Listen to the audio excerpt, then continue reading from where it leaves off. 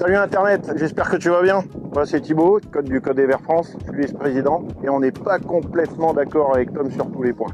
Déjà, de 1, c'est mes intros, de 2, c'est ma chaîne, alors c'est moi qui ai raison, et même si on n'est pas d'accord et que vous avez raison, c'est moi qui ai raison, que j'ai le droit d'être de mauvaise foi, personne n'a jamais rien dit. On parle de ça après l'intro. Intro. Salut, moi c'est Tom. Je suis instructeur dans à peu près tout ce qui roule et mon objectif, c'est d'essayer de t'amener là où tu penses pas être capable d'aller. Make me work, make me sweat inside, make me feel like I'm alive. Take this hurt, lady, throw it in my face. Don't let these bones slow you down. Merci à tous les tipeurs qui soutiennent financièrement cette chaîne, ainsi qu'à mes partenaires. C'est tous ensemble qu'on ira loin. Alors si tu veux nous aider, n'oublie pas de t'abonner. Maintenant que tout ça est dit, on est parti. On est parti, t'es prêt, t'es chaud patate? Bon Internet, avant qu'on aille plus loin, Thibaut, vice-président du Code des Verts, mais qu'est-ce que le Code des Verts? Code des Verts, c'est le collectif de défense des loisirs verts et on est une association justement pour défendre des gens comme toi qui randonnent dans les chemins. La pampa. Voilà. Donc on reviendra sur l'assaut tout à la fin de la vidéo, donc reste bien jusque là. On va déjà parler de ce qu'on a dit en intro, le petit point où il paraît que t'es pas d'accord avec moi. Donc voilà, qu'est-ce que moi je dis? Je dis que à partir du moment où un chemin est cartographié et non interdit à son entrée par un panneau de circulation de type B7B ou B0 ou encore une barrière, ça veut pas dire à 100% que tu as le droit d'y aller, mais en tous les cas, si tu y vas et que tu n'avais pas le droit d'y aller, tu es à peu près défendable. Ça veut pas dire que tu vas gagner, mais tu es défendable. Je t'écoute. Et oui, parce que effectivement, il y a une grosse différence à prendre en compte déjà entre chemin public, chemin privé. Chemin public. C'est le bordel. Ah ouais, ça c'est clair, ça c'est clair. Chemin public, à partir du moment où il n'y a pas de panneau, il est cartographié, il n'y a pas de souci. Mais cartographié, attention, cartographié comment? Mais je sais pas. Eh bien, en réalité, il faudrait regarder le cadastre pour savoir si le chemin est public ou si le chemin est privé, parce qu'une carte IGN, ça te dit rien là-dessus. Ça dit rien du tout. En fait, c'est là où il y a tout un vrai problème. Si on prend l'exemple de la situation dans laquelle on est présentement. Oh, on a des copains de motards qui arrivent dans le fond. Oh, c'est génial ça. On va leur demander s'ils ont le droit d'être là. On discute avec eux et on reprend Internet. On va leur demander s'ils ont le droit d'être là. Je le connais très bien. Ah merde, ça va pas marcher alors. On arrête de circuler, messieurs. C'est bloqué là. On arrête de circuler, messieurs. On n'a pas le droit de passer là. C'est un chemin Putain, interdit. On peut même plus bosser tranquille, Internet. On est en plein tournage. C'est vrai. Putain. Qu'est-ce qu'on disait? Tu te rappelles bien sûr où t'en étais. Eh oui, les chemins publics. La première règle, c'est si le chemin est public, qu'il n'y a pas de panneau à son entrée, qu'il soit carrossable ou non carrossable. On reviendra sur la définition de carrossabilité après, mais ça c'est une légende. La notion de carrossabilité, chemin public, on passe. Chemin privé. Chemin privé, c'est plus compliqué. C'est là où on n'est pas complètement d'accord. La cartographie IGN, ça n'a aucune valeur. La cartographie du GFPS, ça n'a pas de valeur juridique. Et il faudrait, dans la théorie, aller regarder sur le cadastre et regarder sa trace pour savoir si c'est un chemin privé ou public. Si c'est un chemin privé et qu'il n'est pas carrossable, là tu peux être amendable. Donc on en revient au final à ce que je disais, on est d'accord, c'est que si le chemin est cartographié et qu'il n'y a pas de panneau à son entrée, ça veut pas dire à 100% que tu as le droit, parce que si il est public, tu as le droit, si il est privé, t'as pas le droit, et dans ce cas-là, tu peux te faire embêter. S'il est en bon état, le chemin privé qui a pas d'interdiction... Voilà. S'il est carrossable, il n'y a pas de souci. Le seul problème, c'est qu'on n'a aucun moyen de savoir, en circulant, si le chemin est public ou privé. Et c'est ça les pièges, c'est comme ce que tu m'as montré, on a regardé sur le cadastre, un beau chemin public, et puis d'un seul coup, il est plus public, après il est privé. Le chemin il se transforme en privé, donc sans t'en rendre compte, comme par exemple ici, tu circules, d'un côté c'est public, bam, là ça devient privé. Si tu te fais arrêter là, tu peux ne pas avoir le droit. Alors là c'est un mauvais exemple, parce qu'ici c'est carrossable. D'où la question suivante, qu'est-ce qu'un chemin carrossable? Ah, ça c'est pas évident. Alors il faut passer avec une petite voiture de ville. Une Clio, une C3, une petite voiture de ville, il faut qu'elle puisse passer comme ça. Et c'est là où c'est encore un peu litigieux. Et après, c'est ce qu'on a dit en discutant tout à l'heure hors caméra, c'est des batailles d'avocats et de juridiques derrière devant les tribunaux. Parce que un véhicule va passer à des endroits différents selon qui le conduit. Déjà, ça joue mine de rien beaucoup. Parce que donne-moi une C3, moi, tu vas voir. Tu vas voir où je te la grimpe. Donc c'est là où ça devient. Mais en gros, on a eu Edith, la présidente du code des verts au téléphone tout à l'heure. Ce qui se passe, c'est qu'il y a la circulaire Olin qui a donné cette notion de carrossabilité, que le Conseil d'État n'a pas débouté sous prétexte que la circulaire n'est pas une loi, mais ça, uniquement une circulaire. Mais le tribunal de Chambéry, je fais genre chez tout, mais on me l'a dit il y a 5 minutes. Hein, le tribunal de Chambéry a fait jurisprudence suite à la circulaire Olin, entérinant la notion de carrossabilité sur les chemins privés et uniquement privés. C'est ça. Et donc, ça fait une jurisprudence qui fait que, comme ça a déjà été jugé comme ça peut être jugé exactement de la même manière. Le vrai problème autour de ça, et c'est pour ça que moi je formule les choses de cette façon-là, c'est qu'à mon sens, la libre circulation, et c'est pas à mon sens, la libre circulation s'applique en France, donc à aucun moment... C'est un droit fondamental. C'est un droit fondamental, exactement. Et à aucun moment, on est dans l'obligation de préparer notre itinéraire. On peut simplement sortir de chez nous et aller se promener sur le territoire français en respectant la réglementation. Le seul problème, c'est que la réglementation entre le public et le privé est complètement illisible. Du coup, si je reprends ma formulation, si c'est cartographié et qu'il n'y a pas de panneau à son entrée ou de barrière, ça ne veut pas dire que tu as forcément le droit d'être là, mais si tu n'as pas le droit d'être là, c'est défendable. C'est en gros cette notion de public-privé. C'est vraiment juste ça. Non. Mais ça, au final, ça sera plus ou moins difficile à défendre, quoi. On est d'accord, parce que si tu es sur du privé, à défendre, c'est quand même compliqué. Faut faire constater par un huissier avec une voiture de ville. Et si l'huissier est capable d'aller sur ce chemin-là, là où tu as été verbalisé, eh ben, le constat pourra être apporté au tribunal. Mais il y aura quand même un jugement, donc méfiance. D'où l'importance du code des verts. Ah bah, c'est pour ça que je te disais, vaut mieux adhérer. On va passer à une autre question qui est importante. Les légendes urbaines. Ah. De toute façon, ton B7B, il est pas valable, hein, parce qu'il n'y a pas l'arrêté dans le panneau son en dessous. Ah, des gens d'urbaine, t'as raison. Il n'y a aucune obligation de marquer l'arrêté en dessous. Donc, comment sait-on si un panneau est légal? Et ben alors, pour que le panneau soit légal, il faut qu'il y ait un arrêté en mairie qui explique pourquoi la circulation est réglementée en justifiant clairement et que ça soit d'une certaine durée ou pas. Mais il faut que ça soit écrit et il faut que ça soit en mairie.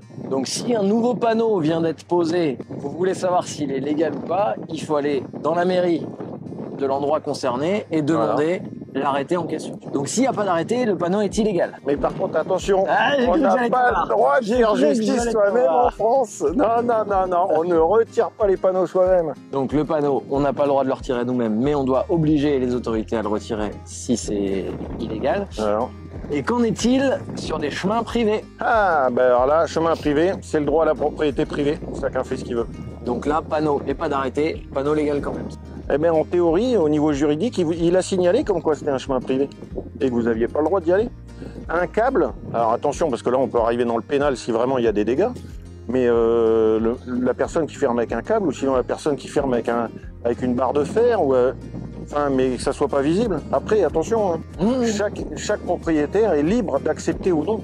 Donc s'il souhaite fermer, il faut qu'il informe les gens, mais il faut que ça soit clair. Et surtout que ça soit pas dangereux, quoi. Autre question. Quelles sont les limitations de vitesse dans les chemins? Limitations de vitesse spécifiques ou pas?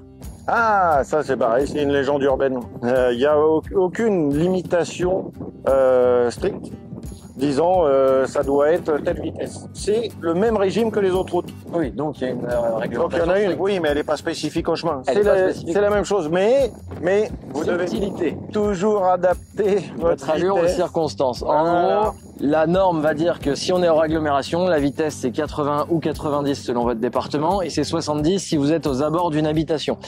Cependant, vous pouvez être en dessous de cette limitation de vitesse et quand même amendé par un agent des forces de l'ordre au prétexte de l'article R 413-17 du Code de la route, allure inadaptée aux circonstances. C'est-à-dire que si les forces de l'ordre estiment que vous êtes à une allure inadaptée aux circonstances environnantes, vous pouvez être déclaré en excès de vitesse même si vous pensez être en dessous de 90 alors que c'était 90 par exemple. Donc comme je te l'ai dit précédemment, Internet, effectivement, le code de la route s'applique même dans les chemins. Ce qui peut donner lieu à des situations un peu ubuesques, où ici la limitation est de 20 km/h, ce qui peut nous amener à un coureur qui va plus vite qu'un motard. Ou encore simplement être retrouvé dans une situation étant simplement en excès de vitesse alors que tu es en panne de batterie et que tu pousses ta moto juste pour la redémarrer. Oh 21, je suis en excès de vitesse! Je suis en excès de vitesse! Autre légende urbaine. Ouais, de toute façon, c'est un GR. On n'a pas le droit de circuler avec un véhicule à moteur. Alors ça, tous les balisages pour les chemins de randonnée, quels qu'ils soient, hein, PDIPR, GR, etc., c'est une indication pour les randonneurs pour leur donner le chemin à suivre. Mais c'est tout. Après, forcément, si tu le vois, fais attention, il y aura certainement beaucoup de marcheurs. Et voilà. Du bon sens. Les passages à guet. Ah, le passage à guet. Alors, on a le droit ou on n'a pas le droit, le passage à guet? Je sais jamais ça. Je sais jamais. Je sais jamais. Non, Ne non, se parce prononce pas. que... se prononce pas. Mais non, mais on en discutait tout à l'heure. En fait, là, déjà, t'as la notion, encore une fois, public et privé, qui complexifie le truc. Sur les passages à quai, t'as la même chose. La notion de si t'es en personnel loisir ou si t'es en groupe encadré. Si t'es randonneur, on va dire isolé ou avec quelques amis comme ça, à titre individuel, il n'y a pas de problème, t'as condition qu'il y ait un chemin avant-après. Maintenant, si t'es une association et que tu fais une rando à 600 motos, alors déjà, t'as une déclaration à faire, t'as une étude d'incidence qui doit être faite, et effectivement, le passage à gué, en règle générale, on va fabriquer un pont provisoire pour faire en sorte que les motos passent pas et ne souillent pas le lit de la rivière. Même si c'est une rivière asséchée. Effectivement, une rivière qui est asséchée, provisoirement, eh ben, au final, il peut y avoir des animaux qui vont frayer en fait dans les rivières comme ça.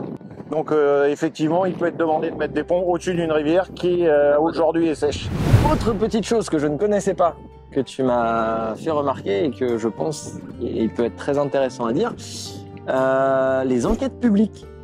Ah, les enquêtes publiques. Enfin, s'il y a quelqu'un qui veut acheter un bout de chemin parce qu'il l'intéresse bien, parce qu'il est propriétaire de tout le terrain à côté, par exemple, eh bien, il doit demander à la mairie qui va déclencher ou pas une enquête publique. Et là, il va y avoir des petites feuilles à cadre avec marqué, en fait, l'enquête publique de telle date à telle date, etc. À l'entrée et aux sorties du chemin ou des chemins. Au final, si tu passes à côté sans rien faire, tu participes pas et le chemin, il sera peut-être vendu. C'est ballot. Ah oui. Donc, tu prends une photo de l'arrêté et tu contactes ton délégué rapidement pour savoir ce qu'il en vaut. Pour ce qui est des chemins publics ou des chemins privés, comment on fait? Comment on sait? Ah bah, là, ça va être surtout le cadastre. Comment peut-on consulter le cadastre? Alors, il y a plusieurs choses. Pour l'avoir officiellement, c'est cadastre.gouv.fr. Bon chance si tu vas sur ce site. Ça marche bien, c'est précis, c'est propre, mais à côté de ça, c'est pas facile pour quelqu'un de pas initié. Voilà. C'est ta Géoportail qui est un site officiel, hein, où là tu peux mettre la couche du cadastre, tu peux même mettre un trajet PX dedans, comme ça tu peux voir et recouper. Et sinon après tu as en application gratuite, enfin sur internet, tu as GPX Studio où tu peux aussi mettre la couche de cadastre. Attention, c'est pas 100% valable parce que est-ce que la mise à jour est permanente, etc. Et puis est-ce que c'est pile en face du chemin ou décalé un peu ou tout. Bref, c'est compliqué. Donc quand tu circules, c'est impossible de savoir si tu es sur du privé ou sur du public, à moins que tu aies préparé ton itinéraire. Et pour donner un ordre d'idée, quand un organisateur fait une trace pour une trace, je sais pas, de 200 km pour une rando ou un truc comme ça, c'est quoi? C'est 8 mois de préparation? Ah oui, c'est énorme. Ouais. C'est énorme. Pour faire une trace. Et suivant le nombre de véhicules, en plus, il doit y avoir une étude d'incidence qui doit être faite. Donc on est partenaire de plusieurs événements justement pour faire ces études d'incidence-là. Parce qu'il y a tout à savoir en fait sur toute la nature qu'il y a autour du chemin. Avec les espèces protégées, mais que ça soit animal ou végétal, etc. pour savoir en fait l'incidence que pourrait avoir en fait la randonnée sur l'environnement. Et alors là c'est pas... là c'est très long. Il faut vraiment s'y connaître. Là il faut demander à Edith parce que là, moi je touche. Changement de joueur s'il vous plaît. Donc, qu'est-ce que le Code des Verts? Alors, le Code des Verts, c'est une association, loi 1901. Donc, on est entre 2 et 3 000 adhérents, approximativement. On touche quand même en France plus de 20 000 personnes au total. Nos objectifs, c'est justement de défendre les loisirs verts, qui est considéré comme sport de nature. Qu'est-ce que ça va apporter aux gens d'adhérer, à part de faire vivre l'association? Alors, adhérer, ça veut dire déjà recevoir le guide pratique V3. On va expliquer dans le guide pratique V3 justement ce qui est autorisé et ce qui ne l'est pas, et là où ça peut être risqué. Ok. Donc ça, c'est important pour pouvoir savoir déjà si on est dans les clous ou pas, pour pouvoir défendre aussi sa liberté de circuler. Ok. À côté de ça, on va aussi avoir toute une action de sensibilisation et d'information. On est en train de développer même les formations sur la réglementation. Et en plus de ça, mais on n'aime pas le dire, c'est pas l'objectif premier, mais quand même, quand tu es adhérent, tu as une garantie de protection juridique. Et en cas de pépin, eh ben, on est capable de s'en servir. Bah, moi, je suis adhérent depuis plusieurs années maintenant. Je peux que vous inciter à adhérer parce que, comme je l'ai dit, plus on sera, plus on pourra se faire défendre auprès des autorités. Donc que ce soit pour un intérêt perso, de pouvoir se faire défendre si on a fait, si on est emmerdé ou quoi. Mais moi, c'est surtout pour cet aspect de créer une grosse communauté qui peut nous défendre auprès des institutions. C'est surtout ça que je trouve vraiment intéressant. Ça, c'est essentiel. Et puis quand on a des questions techniques, eh ben ils sont là pour y répondre parce qu'encore une fois, on fait de la moto, on n'est pas juriste. Hein. Moi, je suis pas juriste. Donc, Moi non plus. Merde, ça fallait pas le dire. Est-ce que tu veux rajouter quelque chose? Ah non, je crois pas. Hein. T'avais une autre question, toi? Bah, je crois pas. C'est adhérer, défendez-vous. Non? Défendez-nous. Je crois que c'était un truc comme ça qu'il fallait qu'on dise, non? Ouais, c'était bien ça. Je crois que c'était beau. Hein. Ouais. Allez, défendez-vous. Et adhérez-nous. J'espère que cette vidéo t'a plu. Si il te reste des questions auxquelles on n'a pas répondu, on a été très large. Après, c'est des questions qui sont vraiment plus spécifiques. Dans ces cas-là, il faut se rapprocher justement de juristes, comme on a évoqué le truc. S'il te reste des questions, n'hésite quand même pas à les mettre en commentaire. Si je peux, j'y répondrai. Si toi, tu pourras suivre les commentaires de la vidéo aussi et y répondre. On peut les suivre aussi. Bon allez, on le laisse retourner en vacances. Hein. On va aller faire de la moto. À la revoyure. Salut.